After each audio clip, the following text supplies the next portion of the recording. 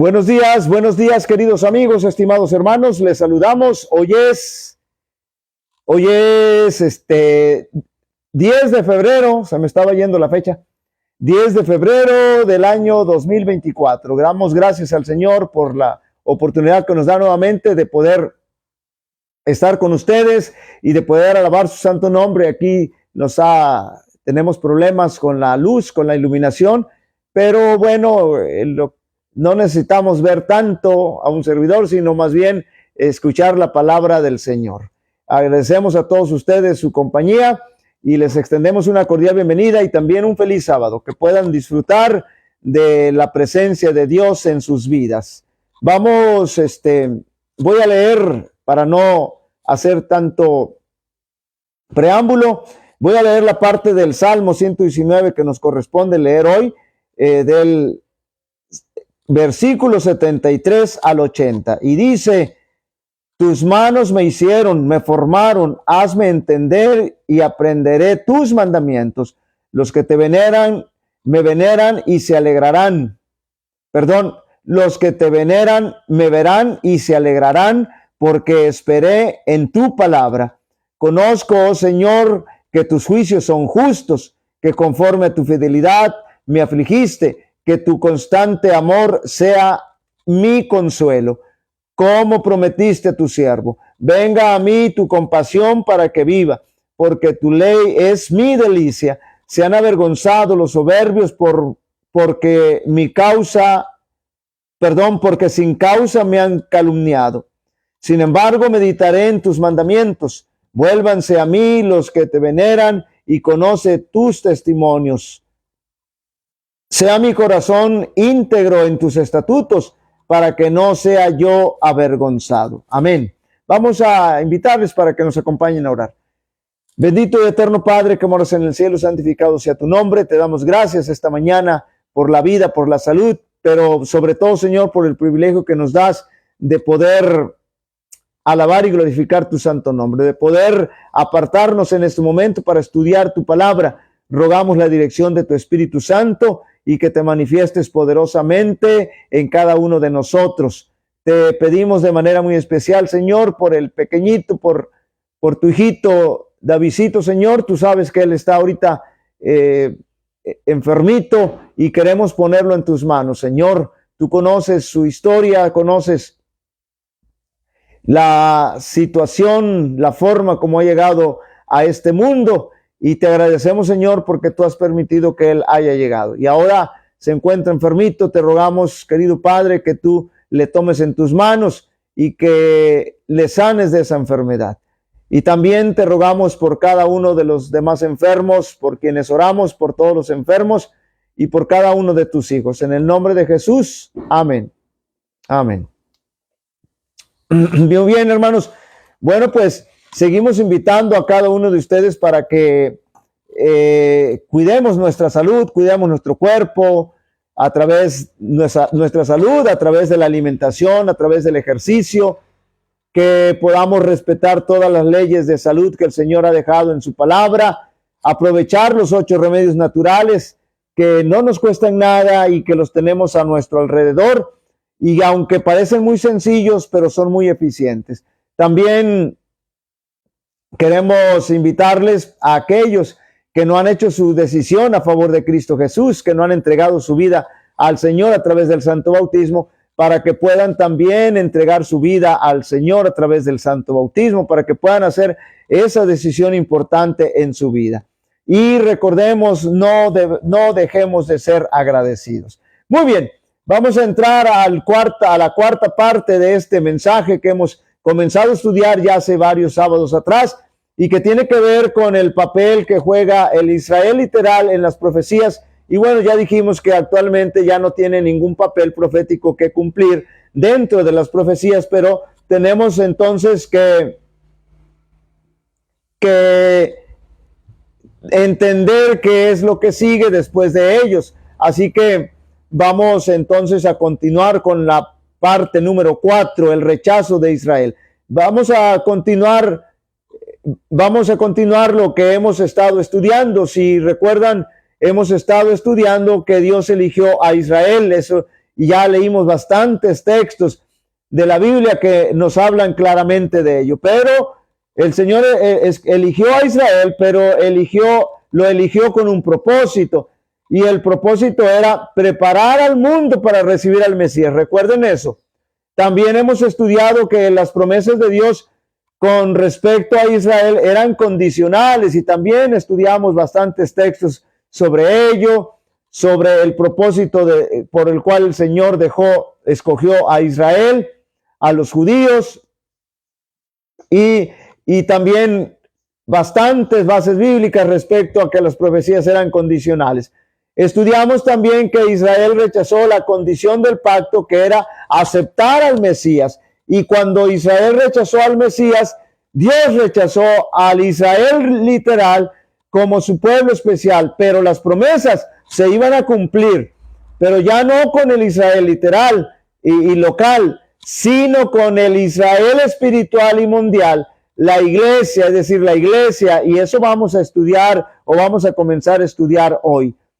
Antes de continuar hablando de los textos que hablan del rechazo de Israel respecto al Mesías, quisiera leer un pasaje que se usa mal para tener cuidado de la forma como se lee la Biblia. Uno de los textos favoritos de los que dicen que Dios escogió a Israel para siempre y el trono de David, y que iba a permanecer para siempre el trono de David, es en segundo de Samuel 7. Da la impresión de que el trono de Dios literal iba a permanecer para siempre. Cuando lo leemos, esa es la impresión que nos da. Pero hay otro versículo que vamos a leer que balancea este versículo. Segundo de Samuel, capítulo 7, verso 13. El que edificará casa a mi nombre, él edificará casa a mi nombre, y yo afirmaré para siempre el trono de su reino. Noten bien, y yo afirmaré para siempre el trono de su reino. Hablando del trono de David. Ahora el verso 14. Yo le seré a él padre, y él me será a mi hijo. Y si hiciera el mal, yo le castigaré con vara de hombre y con azotes de hijos de hombres. Verso 15. Pero mi misericordia no se apartará de él como la aparté de Saúl, al cual quité de delante de tu trono. Al cual quité de delante de ti, Verso 16. Y será firmada tu casa y tu reino para siempre delante de tu rostro, y tu trono será estable eternamente. Aquí, hermanos, en estos pasajes no encontramos ninguna condición. Al parecer, así cuando leemos, no hay ninguna condición. Sencillamente dice que el trono y la casa de David iban a perdurar eternamente. ¿Quiso decir Dios que no había condiciones? Por supuesto que no. Vamos a buscar el Salmo 132 para darnos cuenta que debemos tener mucho cuidado de leer todo lo que dice la Biblia y no solamente la parte que nos conviene. Salmo 132, versos 10 al 12, es la misma promesa, pero se expresa en forma distinta. Noten el verso 10 del Salmo 132.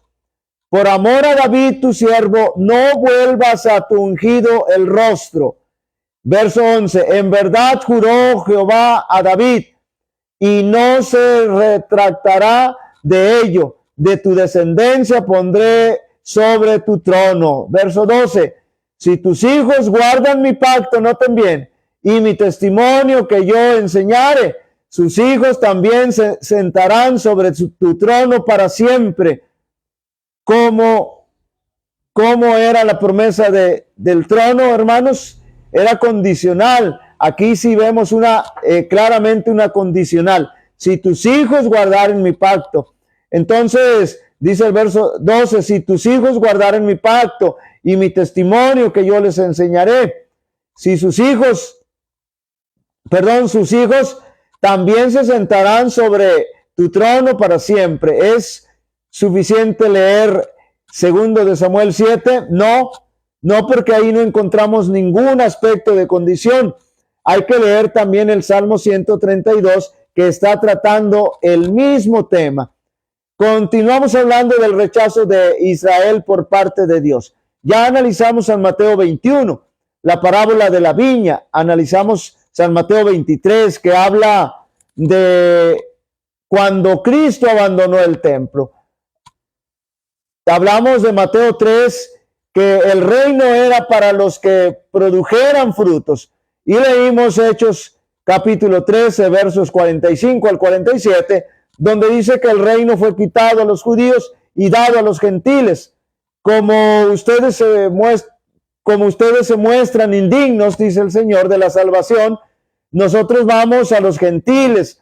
Hablamos del templo y del velo que fue rasgado de arriba a abajo, indicando que todo el sistema judaico había terminado. Es decir, ya no había necesidad de más sacrificios, porque cuando Cristo Jesús muere en la cruz del Calvario, ahí alcanza cumplimiento esa ley.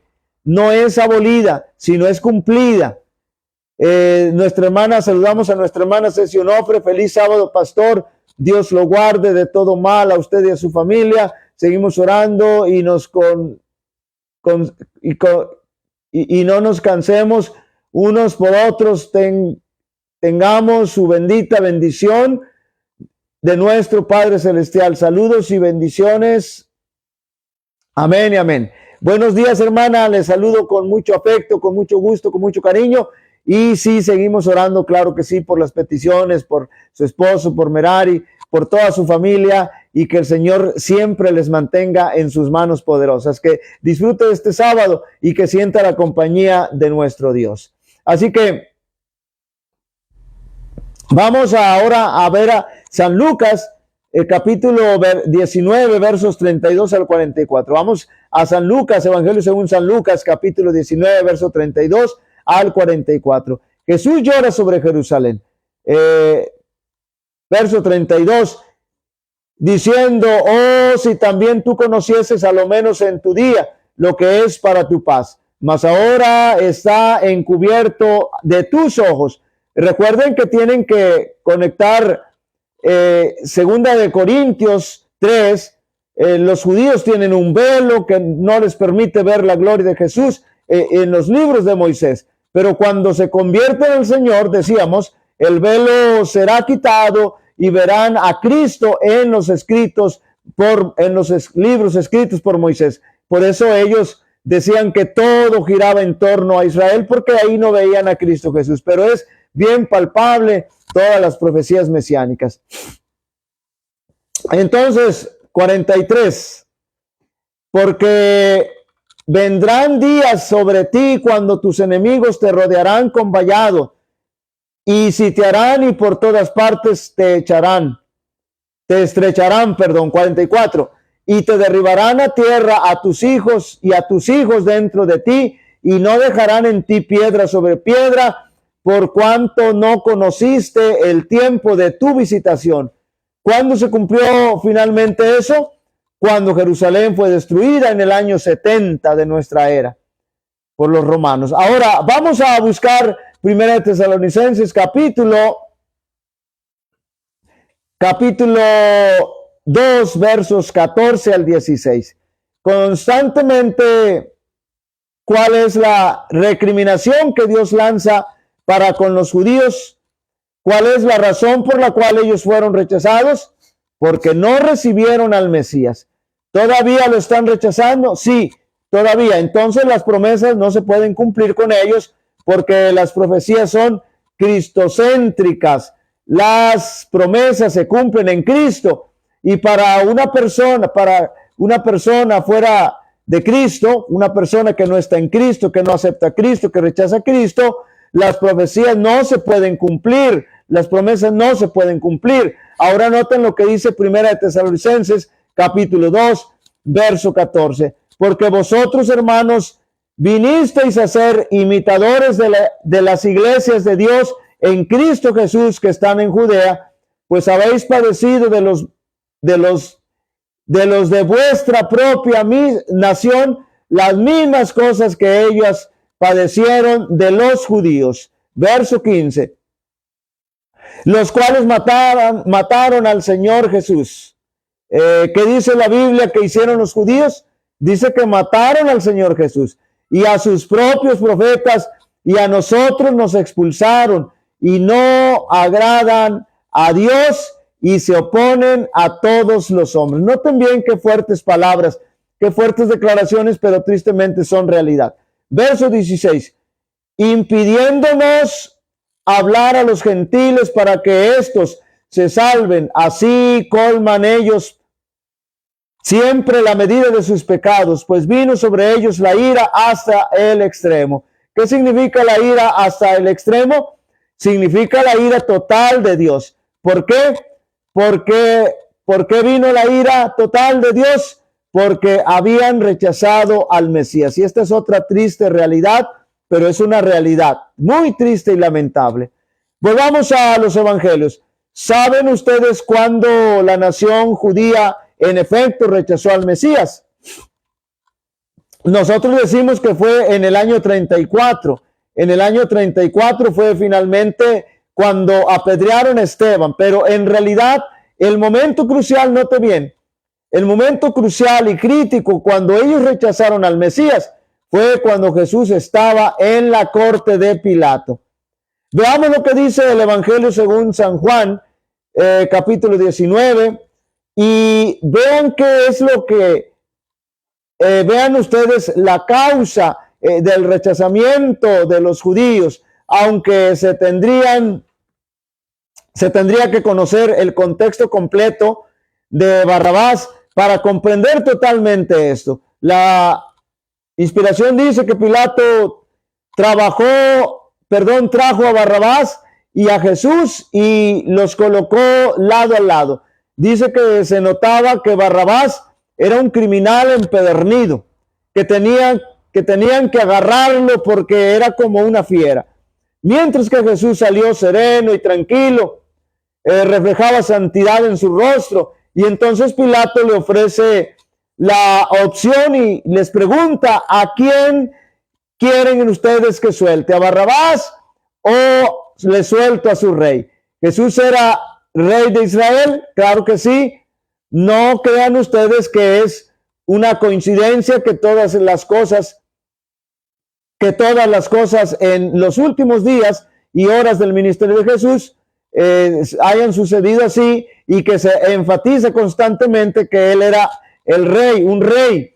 Lo vistieron de púrpura como un rey, le pusieron una corona de espinas como un rey, le dijeron: salve, rey de los judíos. Pusieron sobre la cruz: Jesús es el rey de los judíos.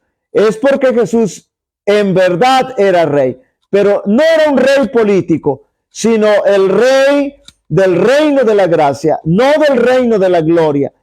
Eso nos enseña que antes de la corona de gloria tiene que venir la cruz. Antes de que usted pueda disfrutar el reino de los cielos, tiene que caminar el camino que caminó Jesús, o que esté dispuesto a caminarlo, porque no precisamente lo vaya a caminar, aunque no precisamente vaya a caminar ese camino, pero tiene que aceptar el camino que Jesús ha caminado. El camino del sufrimiento es el único camino al cielo. Por eso el apóstol Pablo dice: gozaos cuando os persigan, porque ustedes están siguiendo los pasos del maestro. Ahora, ¿cómo se puede uno gozar cuando lo persiguen? ¿Cómo es que el apóstol Pablo y Silas cantaban himnos en la cárcel cuando habían sido azotados en sus espaldas? Tenían sus pies en cepo, es decir, dos maderas donde una sobre otra, y unos huecos donde tenían ellos atados sus pies, inmovilizados sus pies. Frío, había mucho frío, estaba lleno de ratas y de cucarachas allá abajo. En el calabozo había mucha humedad, muy profunda, y estaban cantando y alabando a Dios. Era una situación terrible, pero ellos estaban cantando y alabando a Dios en las tribulaciones, porque decían: nosotros estamos siguiendo las pisadas de nuestro maestro. Ahora noten lo que pasa en el verso 14. Era la preparación de la Pascua y como la hora sexta. Entonces dijo a los judíos: he aquí vuestro rey. ¿Qué deberían haber dicho, perdón, los judíos? Efectivamente, este es nuestro rey, lo aceptamos. Pero ¿qué hacen los judíos? Verso 15. Pero ellos gritaron: fuera, fuera, crucifícale. Pilato les dijo: ¿a vuestro rey he de crucificar? Respondieron los principales sacerdotes: no tenemos más rey que César. Cuando ellos dijeron eso, perdón, según la inspiración, rechazaban la teocracia, rechazaron el pacto, porque el pacto es: yo seré vuestro Dios y vosotros seréis mi pueblo. Pero ellos estaban diciendo: no queremos a este rey, no queremos a este Dios. Por lo tanto, Cristo dice: tampoco ustedes son mi pueblo. ¿Qué es lo que causó finalmente el rechazo de la nación judía como nación? No como individuos. Fue el rechazo de Cristo Jesús. Al escoger esta manera al escoger de esta manera un gobernante pagano, es decir, a César, porque dijeron: queremos a César como rey, no a Cristo, no al Mesías. La nación judía se había retirado de la teocracia, había rechazado a Dios como su rey. De ahí en adelante no habrían de tener libertador, no tenían ningún rey, sino a César. Esto los sacerdotes y los maestros habían enseñado al pueblo. Por esto, con los terribles resultados que iban a seguir, los líderes eran responsables. Noten bien qué tremenda responsabilidad de los líderes religiosos de enseñar o dejar de enseñar lo que el Señor está estableciendo. El pecado de una nación y la ruina de una nación se debía a sus dirigentes religiosos. Entonces la nación judía, hermanos, especialmente los dirigentes de la nación judía, fueron rechazados cuando escogieron a César como rey, en vez de escoger a Cristo como rey. Recuerdan que los judíos dijeron: nosotros no queremos a este hombre, que este hombre reine sobre nosotros. Es decir, rechazamos a este rey. Y si los súbditos, ¿cómo puede entonces haber un pacto entre el rey y sus súbditos? Si los súbditos se rebelan contra su rey, es imposible. Todavía los súbditos se están rebelando contra el rey. Hay un pacto allí. Sí, todavía se están rebelando y no hay ningún pacto porque están rebelando. No se puede hacer y establecer un pacto porque todavía están rechazando al Mesías. Vamos a continuar un poquito más. Leamos otros textos más. Vamos al libro de Hechos, capítulo 3, todavía sobre este punto del rechazo de Cristo por parte de Israel. Hechos, capítulo 3, versos 22 al 26. Y les voy a dar una referencia. Ustedes deben buscar también en Deuteronomio, capítulo 18, versos 15 al 18, que es de donde viene esta cita del libro de Hechos, verso 22. Noten bien. Porque Moisés dijo a los padres: el Señor vuestro Dios os levantará profeta de entre vuestros hermanos como a mí. A él oiréis en todas las cosas que os hable. ¿Qué debían hacer ellos? Mis ovejas oyen mi voz y me siguen. Verso 23. Y toda alma que no oiga a aquel profeta, ¿quién es ese profeta? Cristo Jesús, por supuesto, será desarraigado del pueblo. Verso 24. Y todos los profetas desde Samuel en adelante, cuantos han hablado, también han anunciado estos días. Verso 25. Vosotros sois los hijos de los profetas y el pacto que Dios hizo con nuestros padres, diciendo a Abraham: en tu simiente serán benditas todas las familias de la tierra. Verso 26. A vosotros primeramente, Dios, habiendo levantado a su Hijo, lo envió para que os bendijese, a fin de que cada uno se convierta de su maldad. ¿Qué iba a pasar, hermanos, con con el que rechazara al Mesías. Sería arrancado, desarraigado. ¿Y qué hizo la nación judía? Rechazó al Mesías. La parábola del rico y Lázaro, pero esa es una profecía que ilustra el mismo punto. La gente ha interpretado erróneamente la parábola del rico y Lázaro porque no se han dado cuenta que los personajes son tipológicos, son simbólicos. El rico representa, note bien, a la nación judía.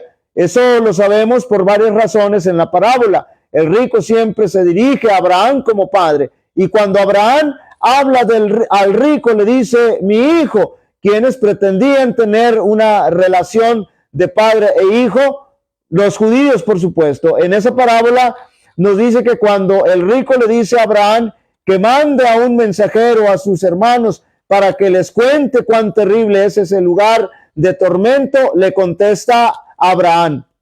Noten bien, ellos tienen a Moisés y a los profetas. ¿Quiénes eran los que tenían a Moisés y a los profetas? Los judíos. Es decir, que el rico que vivía suntuosamente y que tenía todas las ventajas representaba a la nación judía. ¿A quién representaba Lázaro? A los gentiles, perdón, porque dice que él estaba debajo de la mesa del rico, caían las migajas de la mesa y los perros venían y le lamían las llagas. Si ustedes leen en Mateo 15, 24 y 28, van a encontrar una historia de una mujer cananea. Esa mujer cananea viene detrás de Jesús para que le sane a su hija, y el Señor Jesucristo le dice, no es bueno tomar el pan de los hijos y echarlo a los perrillos. Y luego esta mujer le dice, sí, Señor, pero aún los perros se alimentan de las migajas que caen de la mesa de sus amos. Y esta era una mujer gentil. Jesús le dijo, note bien, yo no soy enviado a ti, a alguien como tú. No, yo soy enviado a las ovejas perdidas de la casa de Israel. Jesús lo estaba haciendo. Jesús lo que estaba haciendo, estaba probando su fe para enseñarle una lección a sus discípulos. Pero noten que en la parábola Lázaro representa a los gentiles y al rico, y el rico, representa a la nación judía. Es decir, que los dos representan naciones, y los judíos que tenían todas las ventajas del caso, pero no esparcían el evangelio a los gentiles. Lo que iba a pasar es que los gentiles iban a terminar siendo los hijos de Abraham, mientras que los judíos que pretendían tener a Abraham por padre iban a terminar en el infierno. ¿Por qué? Bueno, recuerden que ya dijimos que Juan el Bautista les dijo a los dirigentes judíos, el Señor puede levantar hijos de Abraham de estas piedras, refiriéndose no a las piedras que estaban en el suelo, sino a los gentiles. Entonces, ¿por qué habrían de terminar en el infierno? Eso lo vamos a ver el próximo sábado, si el Señor nos presta vida y salud, y tenemos energía eléctrica, un poquito más que ahora, porque es importante que nosotros estemos conscientes de la historia del rechazo del pueblo de Israel, del pueblo judío, del Mesías, de Cristo Jesús.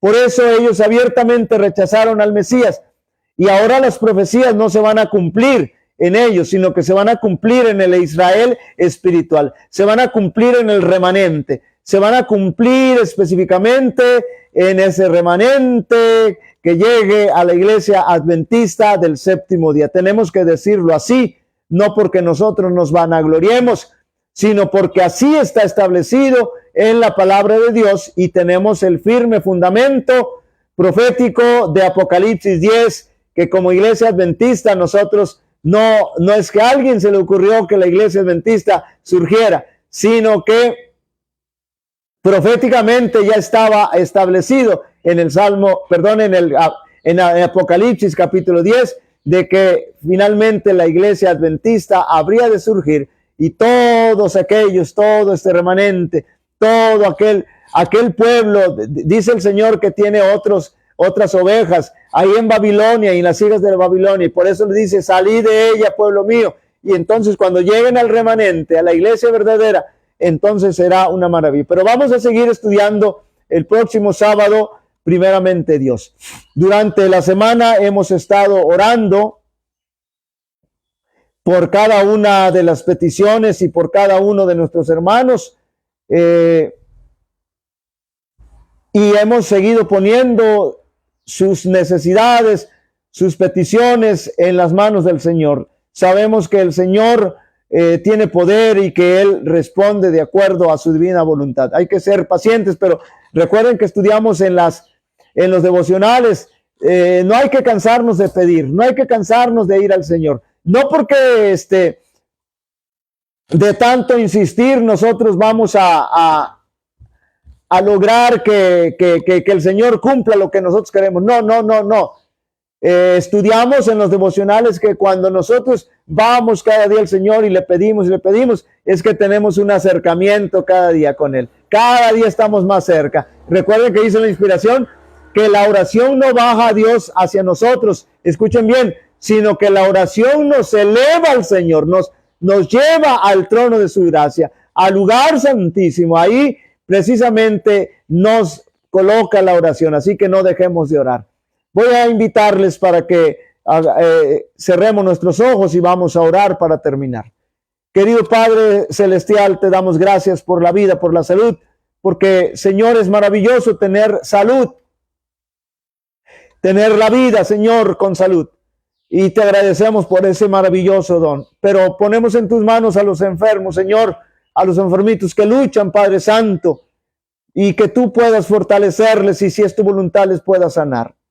Nuevamente colocamos al pequeño Davidcito en tus manos, Señor, para que tú obres maravillosamente en esa pequeña vida, querido Padre. Y te agradecemos por tu palabra, Señor, y ponemos en tus manos tu palabra para que aquellos que necesitan, Señor, este mensaje lo puedan abrazar, puedan ser tocados por el poder de tu Espíritu Santo y puedan caer rendidos a los pies de Cristo Jesús.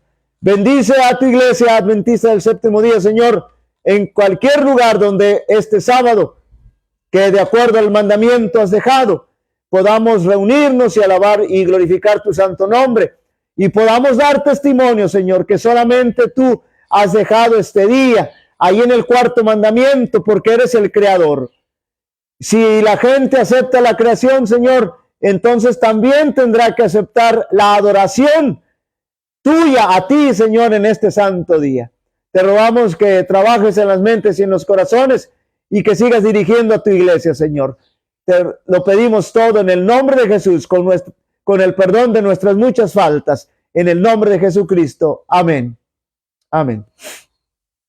Muy bien, hermanos, pues agradecemos a todos ustedes por acompañarnos y que pasen un feliz sábado, que disfruten de la compañía de nuestro Dios y si es la voluntad del Señor, el próximo sábado nos veremos aquí. Dios les bendiga grandemente.